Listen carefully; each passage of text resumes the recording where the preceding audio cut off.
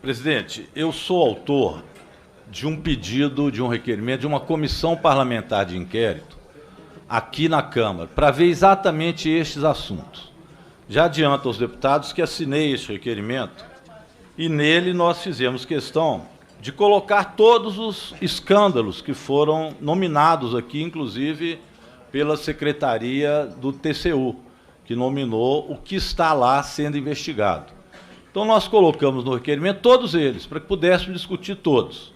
Então, está no requerimento como está na CPI que eu pedi. A CPI está com 86 assinaturas. Eu não consegui ainda 172 assinaturas, mas espero ainda conseguir. Bem porque o Senado Federal, o presidente Rodrigo Pacheco, já declarou hoje, após a reunião de líderes, que vai abrir a comissão parlamentar de inquérito no Senado. Então, com certeza, o nosso presidente do FNDE, Marcelo Lopes Fonte, terá que também depor no Senado na condição de CPI, que não é o caso aqui, que ele vem como convidado. Mas é bom saber que este assunto é tão grave que nós teremos uma comissão parlamentar de inquérito no Senado. E não temos na Câmara, julgo eu, equivocadamente, deputado professor Israel também tem um pedido de CPMI, mas eu julgo equivocado que a Câmara nossa não se debruce nesse assunto através de uma comissão parlamentar de inquérito. E eu digo por quê. Há aqui denúncia de negociata de pastores, que é o Genilton e o Gilmar, que como pastores, eu diria falsos profetas, falsos pastores, entraram no interior do MEC e por lá tinham trânsito livre, não apenas lá, mas até no Palácio, como foi demonstrado em dezenas de vezes que eles foram ao Palácio e se reuniram com ministros dentro do Palácio do presidente Jair Bolsonaro. Além disso, nós temos sobrepreço de 700 milhões de reais como denúncia de aquisição de ônibus escolares. Autorização para escolas fake de em torno de 2.000. Kit robótica e computadores com equipamentos dando lucro até 420%. E um sobrepreço agora, que está também em debate, de 1,5 bilhão na licitação de 10 milhões de mesas e cadeiras pela FNDE. É muita denúncia. Além disso, os recursos do FNDE são 98% de RP9, que talvez explique algum nervosismo aqui neste plenário. Porque não é possível um órgão como o FNDE ele ter políticas públicas se ele não tem recursos próprios. Os recursos têm que advir daquelas emendas que são apresentadas por este ou aquele parlamentar. Em geral, isso não é equânime, é, portanto, da base do governo, que vão dizer quais são as obras ou quais os recursos em que políticas serão implementadas, não através de um planejamento do FNDE. Então, isso levou a FNDE a uma verdadeira confusão. E, portanto, há uma série de denúncias de corrupção que envolve o FNDE. O caldo de cultura disso é que o MEC se encontra numa verdadeira bagunça. Nós fizemos outro dia, nesta comissão, um debate sobre o Plano Nacional de Educação. E os índices são terríveis, tanto do ponto de vista de investimento de recursos, de verbas discricionárias, que chegam a quase zero, seja de investimento ou seja de custeio, a não ser naquelas que são obrigatórias, e que muitos querem desvincular do orçamento, e por isso não podemos deixar, mas tanto do ponto de vista do orçamento, quanto das metas do Plano Nacional de Educação, professor Israel, que estão lá embaixo, em todos os quesitos pedagógicos, as metas não são alcançadas. Então, nós vivemos na educação um verdadeiro caos. E as denúncias só se avolumam. O presidente do FNDE já esteve com a gente na CETASP, Comissão de Trabalho e Administração Pública, e, na ocasião, foi também requerimento de minha autoria. Naquela época, o ex-ministro Milton Ribeiro ainda não tinha sido preso, e o presidente da República ainda colocava a cara no fogo por ele. Vimos depois que ele saiu com a cara esturricada, bastante queimada pelo fogo em que ele se meteu a defender o ex-ministro. Ele ainda não tinha sido preso, mas não tinham sido presos também os dois pastores e nem assessores do FNDE e do MEC.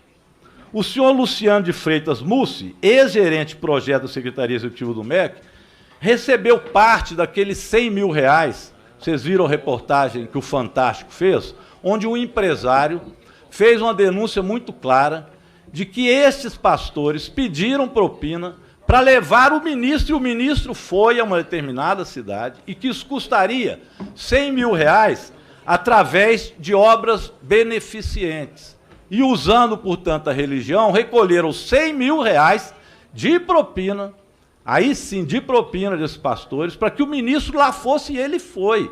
E depois o ministro teve e continuou tendo relações, tanto com os pastores, e o empresário de novo denunciou isso.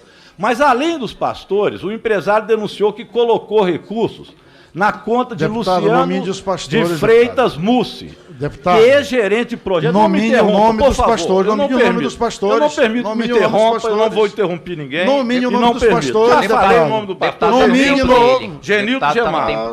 Falei que quer generalizar. Falei direito a fazer isso. Nomine o nome dos pastores.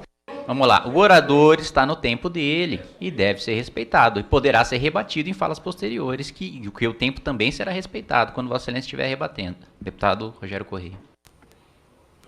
Nomeei várias vezes pastor Genildo, pastor Gilmar, ainda falei que são falsos pastores e profetas, porque eu não considero isso pastor digno de ser chamado de pastor. Disse isso, inclusive. Ora, mas eles estavam lá como lobistas.